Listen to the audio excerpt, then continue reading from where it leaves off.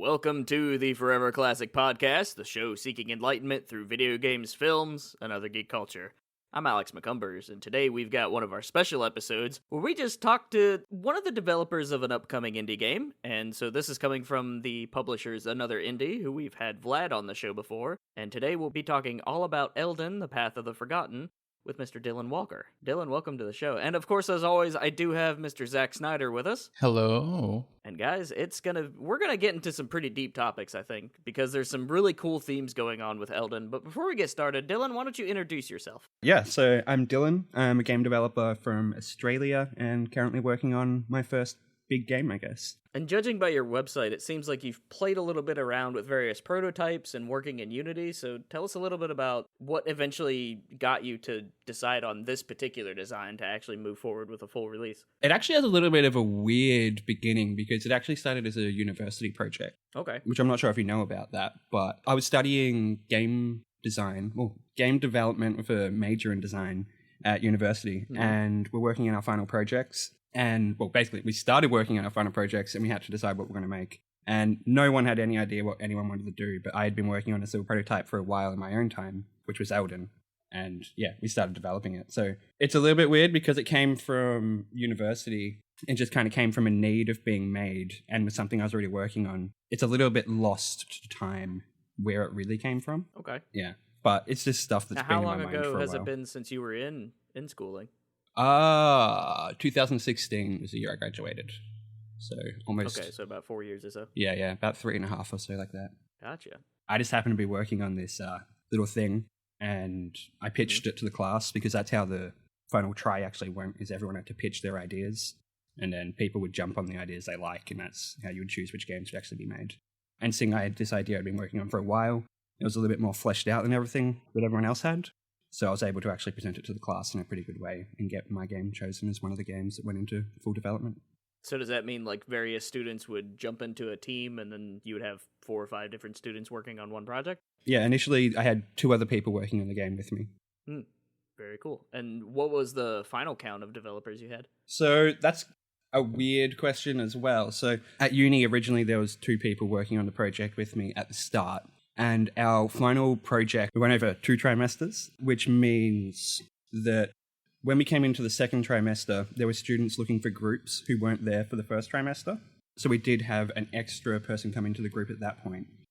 And he actually came in as an audio person, but ended up becoming basically a programmer on the game for a year. And that was the longest time that we actually did have staff on the game, was when we came straight out of university. And yeah, that was me and 2 other people. So that was the core team for that first year out of university. And since then, other people have worked on the game with me, just not in a full-time capacity. So like, I don't do any of the audio.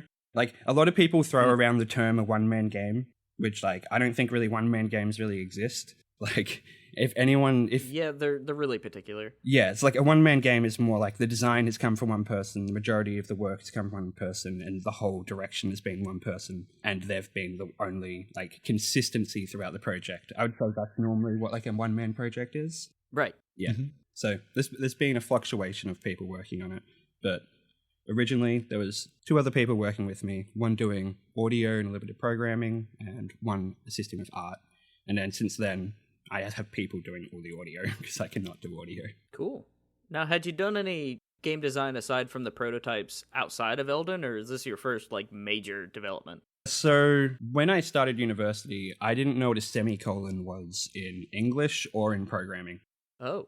Okay. Yeah. So I started university with like a art background. It's like I moved out of home when I was 15 years old. So I dropped out of high school super young.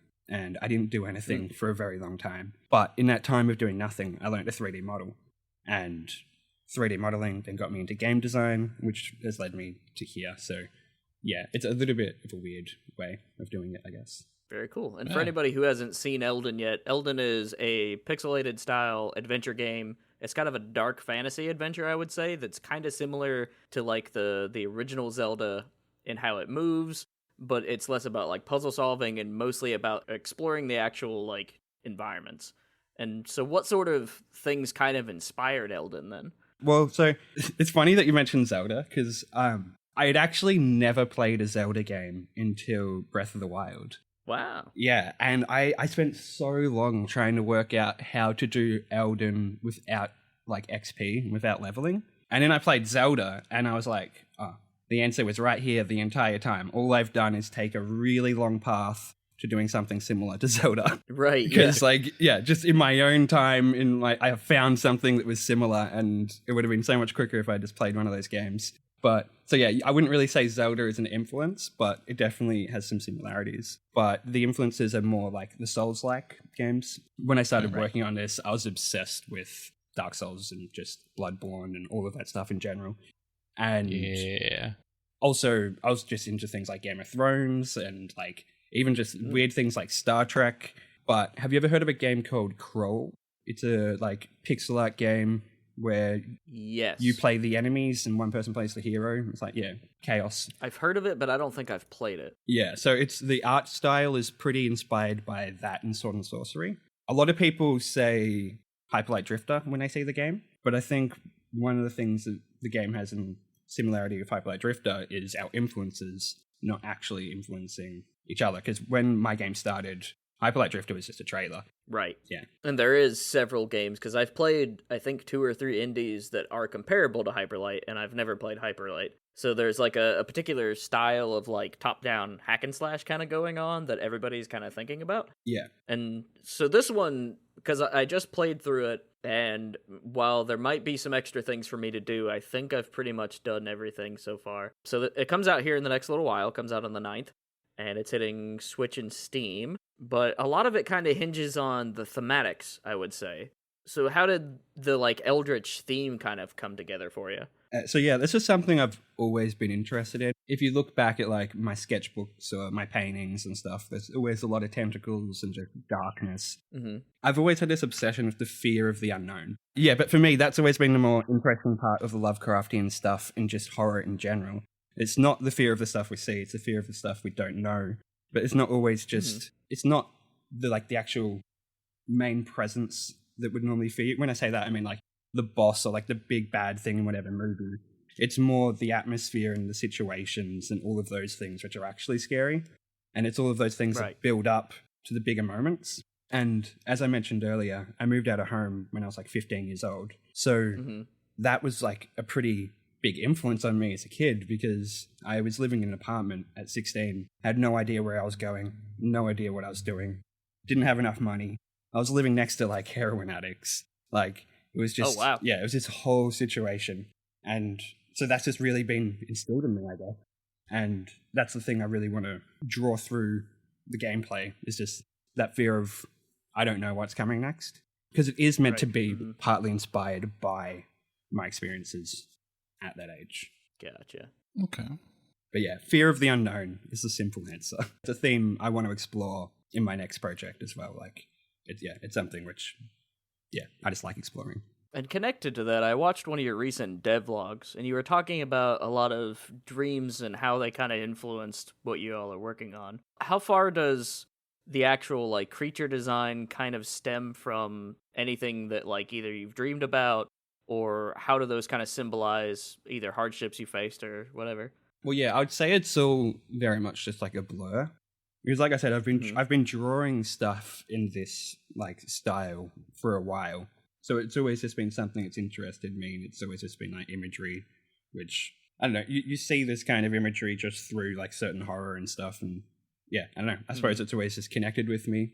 But the dreams are a little bit different, because like, they have all of the theming, but I don't ever really see what's in the dreams. Right. Yeah. Which, again, I suppose goes into that whole fear of the unknown thing. But yeah, it's something I'm like just still trying to think about now because it was still a little bit confusing to me. But yeah. Very cool. Very cool. Now I keep getting lots of because I didn't get to play Elden, Alex did, and I've been just kind of looking and reading over stuff of it, and everything looks really, really interesting. Because I was talking to him before you got in here about how I'm really intrigued that you're doing so much storytelling just through the illustration with no like facial stuff. Yeah. Which is like one of the biggest cues for people. And I find that like uncertainty of if you know what's going on to what is going on, which is pretty clear, but versus that that versus the fear of the unknown is just another like layer of like good stressors on people for the game, and I find that really interesting because it'd be something that would keep me like glued in. So it's something I want to play as soon as I can. But yeah, cheers. Yeah, one of the things of the story as well is the story does have all of these beats, and it does have a cohesive, like, I could tell the whole story, but I never will, because the reason why I'm telling it through the imagery and stuff as well is that I want people to be able to put themselves into that story. So there's little things which can be misinterpreted, but if you misinterpret it, you're tuning that story to you, like you're adjusting it to yourself, which makes you just connect with it better. So that's like one of the reasons why I've tried to make everything a little bit ambiguous as well. Very cool. I like that. Yeah, it's the way I was describing it to Zach is it's almost impressionism, because nothing's really set in stone. And even some of the like environmental feelings versus some of the sound design, you're never quite sure what's around the corner. Yeah. That's basically, it's the kind of thing I was trying to go for. A lot of people, when they're played on a show floor or something, it can be hard to like resonate with, because it is something that you need to kind of start from the start and play a little bit slowly. But yeah. And I'll even admit that initially when I played it at an event, like I didn't connect with it nearly as immediately as I did another project from another individual, The Longest Night. Yeah. Which I immediately was like, okay, I can make the Bloodborne connection and kind of ground myself there. But Elden I actually struggled with initially.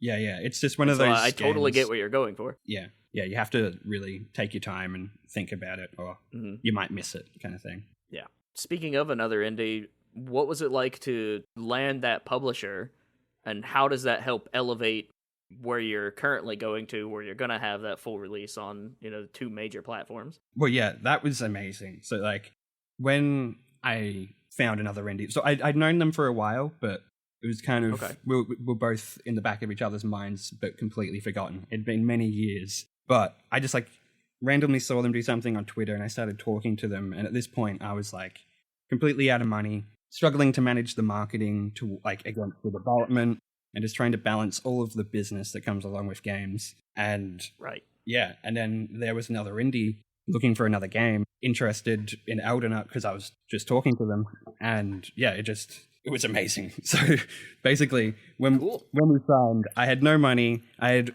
very little intentions for it to be on console. So I wanted it to be on console, but I was struggling so much just to get the PC version done that a console release was actually looking pretty unrealistic at that point. Gotcha. Yeah, but bringing them on just gave me all this extra support, all this extra motivation, and all this extra assistance in so many different ways. Now the game is, as you're saying, releasing on 2 platforms, but also another 2 platforms very soon after that. So, because it will be releasing on Xbox and PlayStation soon after. Oh, sweet. I do feel that when it comes to the major markets, especially when you're in the indie space in a game like Elden, I mean, having it on the Switch is a no-brainer.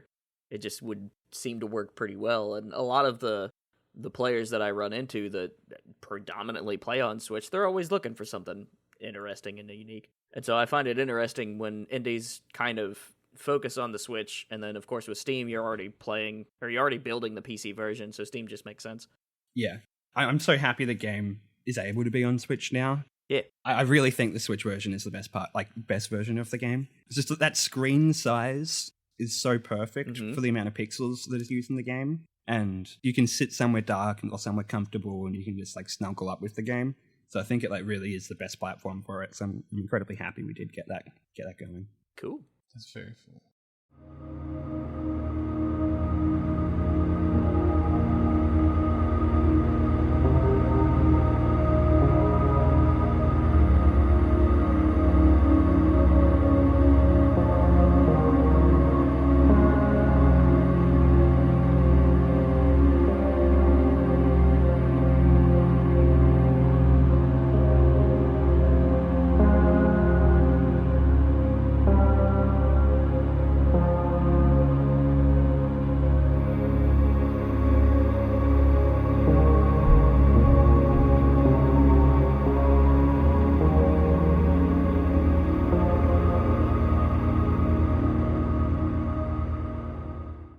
Now, real quick, how many endings are in Elden? There is only one. If there are. No, yeah, there is only one. Gotcha. Because I got to the end and I'm like, is there another one? But okay, so that one's up to interpretation. Interesting. Yeah. It could be seen as a little bit bleak, but yeah, if you look at my inspirations and stuff, it kind of makes sense. Yeah. Now, when it comes to enemy design, Elden is kind of widespread. Some of the first monsters you come across are these little blue dudes, and they remind me of bears. How do you describe those creatures? Okay, so they are a wombat. They're a wombat. Now it makes sense. Yeah, so they are a blue wombat. And no one will ever like really guess that. I've had one person work it out. But yeah, they're just like a stylized kind of wombat kind of thing. Well, have you always been in Australia? I only first traveled outside of Australia like 2 years ago because of games. It's like, yeah, this game's also allowed me to travel the world and stuff, which has been pretty crazy.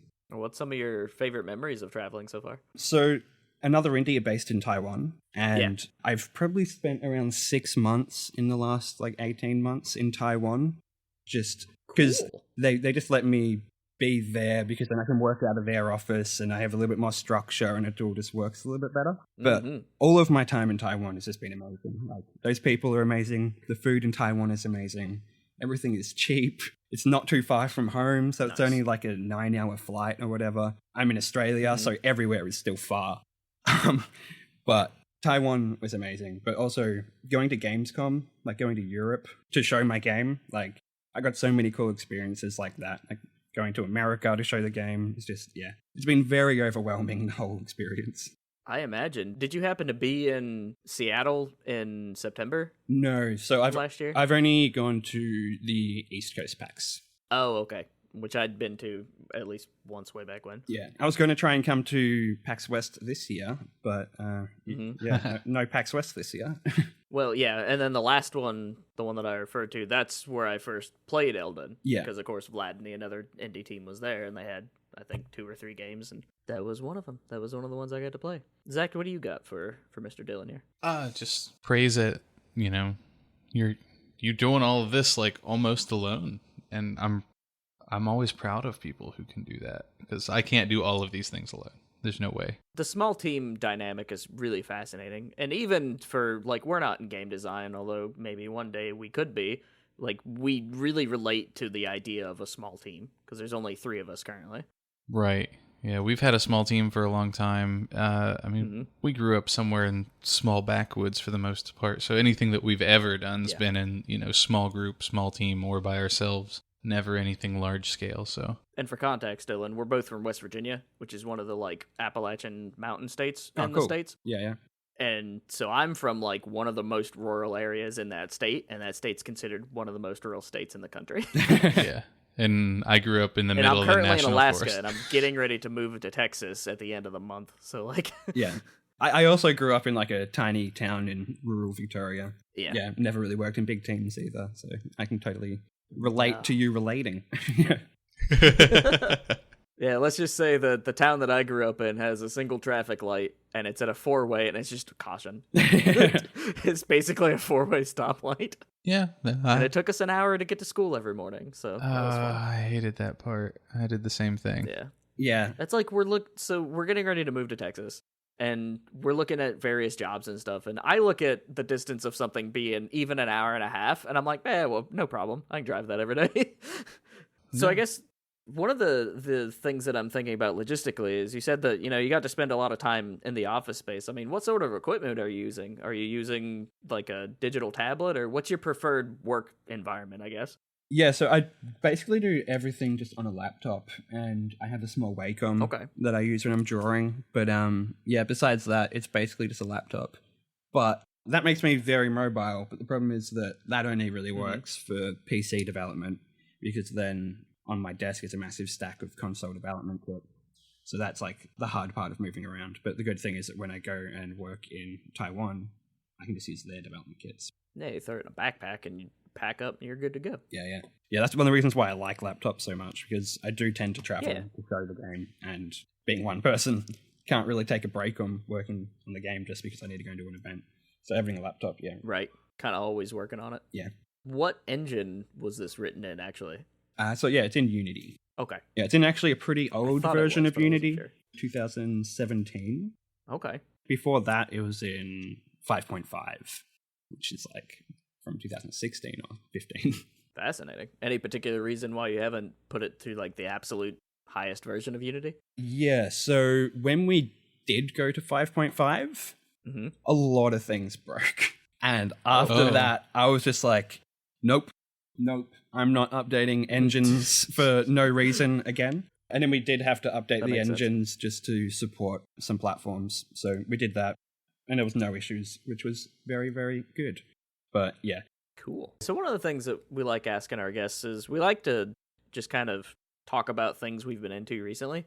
So what has been kind of occupying your mental space aside from Elden, whether it be a game, book, comic, whatever? Only really two things recently, because like the game is releasing in like 4 days or something, like something crazy. Yeah. Mm-hmm. I'm trying to not think too much about stuff, so I'm going to these things which are just like really immersive and I just don't need to think. So recently I've been playing a lot of Minecraft. Like, okay, a lot of Minecraft. And they just released the Nether update.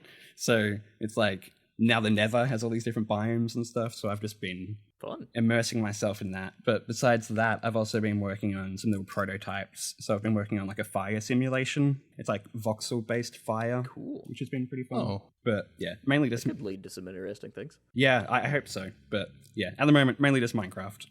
Right on.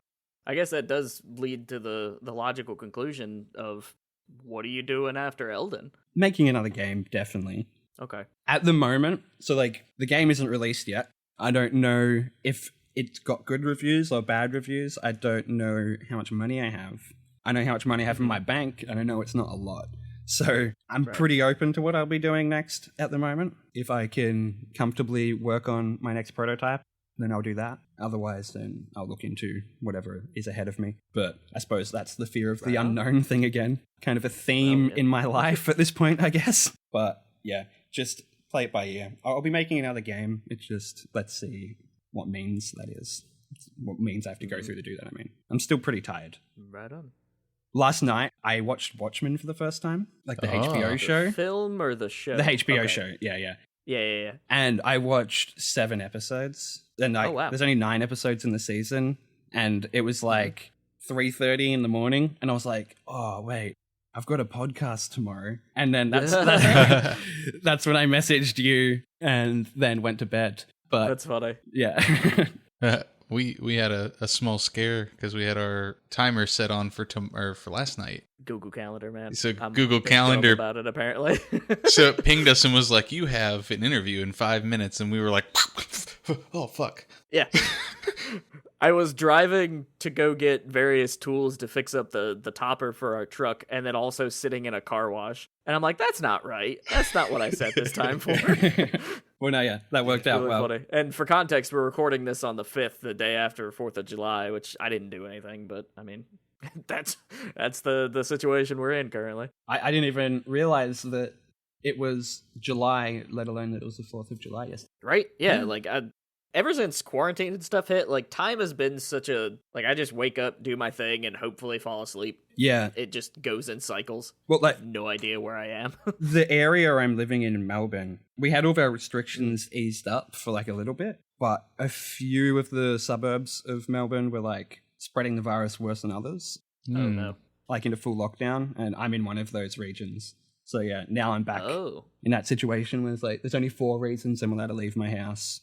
With like exercise, food, medical, and work. And wow. Yeah, I work from home. Yeah, I do too, so I'm just here all the time. For the first stretch of the virus, I think I was in-house for probably 45 days, never leaving. And that's probably the longest I've ever been cooped up in a single place. Yeah. It's crazy, but people have it way worse off than I do, so yeah, I just kind of take it in stride, play a lot more games. Yeah, definitely. Try to anyways. Yeah. Watch a lot of YouTube. I was actually in America when all this happened as well. Like I was in New Orleans with Vlad, and like the last day I was there, or the second last day I was there, everything was getting shut down and everyone was getting kicked out of the bars and like wow. And it was all really crazy, and like I just flew out of there the next day, but because I'd been overseas and got home, put into like a self-quarantine for 2 weeks, and as soon as my self-quarantine ended is when the countries began. So like I already had this like 2-week head start on everyone. But yeah, I've been locked up for a while at this point. But yeah, it's been fascinating to watch how people react to it. Even just like keeping an eye on social media, like the way people hang out on various online platforms, whether it be Discord, Zoom, or whatever. It's just kind of interesting to me. And I think that if I was in sociology, this would be a really fascinating like stretch of time to just study from a lot of different angles. Oh man, it's going to be some crazy history. Yeah. Yeah, people are definitely going to be looking back on 2020 for a while. It's a lot of things at 2020, I tell you that. Yeah. Well, Dylan, I certainly appreciate your time. Zach, did you have any particular interest that you wanted to drop for our just like what's been cool? Man, it's been weird. Work was a little bit weird recently, so I haven't done anything in the past like couple weeks. Before that, I've just kind of been catching up on all the like A games and some free games like Smite, Fortnite, Destiny. We did play some Smite. I played as Cthulhu, which plays into this chat. Oh yeah, Yes. I heard. It was fun. I heard they added Cthulhu. He looks great. Yeah, he looks great. He's Plays huge. Pretty fun. Big tank. Yeah, he hurts. And he's real scary when he goes into his ultimate. Yeah, he gets like 40 feet tall. It's great. Oh, and you get the insanity. So after you've been around him for too long, you start seeing like tentacles and floating eyes. Oh, that's actually awesome. That is really, really unique for Smite. They did Yeah. a pretty interesting job for it. So I've got one that you might be interested in, Dylan, since you inspired by Souls-like and you really like Dark Souls. So there's a game coming out here in September called Mortal Shell. Mortal Shell. And the open beta is available in the Epic Store between now and the 10th. It's pretty good. Nice. I'll have to check that out for sure. It's definitely It's my cup of you're tea. like a husk kind of, and you go into these fallen warriors, and that's your class. And so you like level up that class, so to speak, but you can switch classes and like pop out of it sometimes for attacks. Like it's really unique. Yeah, that sounds really cool. Kind of like There's a Metapod harden button where you just like turn to stone for a second. The first thing they teach you is how to harden, which is funny because if you read their like design documents, that was their initial game, was a whole Souls-like based on that one particular stone transforming mechanic. And so now that's kind of like just like one of the main things they have in this much larger design. It's cool. I'm excited for it. this parrot that has been very cheeky for a lot of this recording. She is also What's the parrot's name? Allison. Allison. Yeah, but she's also Fun. the bird in the game. So Yeah. So there is a bird companion. Yeah. That makes sense. the bird in the game is color sampled from a photo of my bird. Fun. It's still just like Yeah, I had a feeling after I saw the first like 5 seconds of the devlog. I'm like, that bird's probably the same bird. yeah. And the bird's cool because it'll show you like a couple different items to pick up. It'll circle them, and then there's also a couple spells that are all based on the bird. And so that's kind of fun. Yeah, bird's basically Cool. like Well, you're Dylan, familiar. it's been a blast. Yeah, Thanks for cheers. coming on the show and talking with us. I think I'll have a review probably around release date. Awesome. Hopefully I can get this episode edited and out, but moving, we'll see. But yeah, I appreciate you hanging out with us. I'm always fascinated by the stories behind games because sometimes there's so much there that contextualizes what's happening in the games that I find super interesting. Yeah. And so I think that's the case with this one in particular. Yeah, it's something like I've been thinking about trying to maybe put on the Steam the story behind it, because I think it really does help with the overall game. But yeah. Oh, That absolutely. I think would be a good use of your time. Especially if you can like edit all the devlogs or something, or maybe make that style of video to just attach to it. Like, here's kind of the why. Yeah, that's probably the best way That's to cool, do it man. for sure. But yeah. That's cool. All right, so if anybody's listening to this and it happens to not be, like, I'm sure this will come out after the game is out, but it's dropping on July 9th. And so that's available on Steam and Switch. And there's not a third platform, is there, Dylan? There's one I Utomik. wasn't familiar with. Utomik. Utomik. Yeah. So that's another PC. Okay. It's basically, a lot of people just try and say Netflix for games, but what it is Okay. that you pay a monthly price and you get access to a catalog of over 1,000 games. Like Stadia. Well, not like But Stadia. you're not actually streaming the games. Right. They have this weird technology so you can like play the game faster by streaming part of the download and all of this kind of stuff. Oh, But yeah, Oh. it is actually just, you pay and you get access to a big catalog of games, and they have good technology for you to be able to get access to those games. Is that a regional thing or is that like a global thing? Pretty sure they're global. They're based in Europe, but I'm able to use them in Australia, and yeah, I'm pretty sure they do their marketing globally. So yeah. Very cool. Because that first time I've heard of it. So Yeah. that's interesting. Maybe I'll go search up that platform. They're starting to push themselves out there more now, but yeah, they're definitely worth looking into because they support a lot of indies, and that's always good. Very That cool. is cool. All right. And for anybody that wanted to connect with you online, what is your preferred method? Yeah, so like on Twitter, at OneRatDylan, or I have my Discord channel, which is Discord server, which is just OneRat Games. Like, you can just search Discord OneRat Games and it'll come up. Very cool. Very Zach, nice. where might people find you, bud? I'm Exquisite Liar all across the internet, except for Twitter. It's exquisite_liar. Heck yeah. And if you're finding me on Twitter, it's at ACMccumbers. And of course, all of our stuff is available on foreverclassicgames.com. If you want to leave us a review or something on any of the podcatchers, you're more than welcome to. And you can send us an email at theforeverclassicpodcast@gmail.com. And we'll be seeing you pretty soon. We've got some cool stuff in the works. Especially once I get out of here. There's going to be a whole new studio. It'll be fun. But all right, Dylan, I certainly appreciate you being on here. And for anybody listening, stay cool, and we'll catch you soon.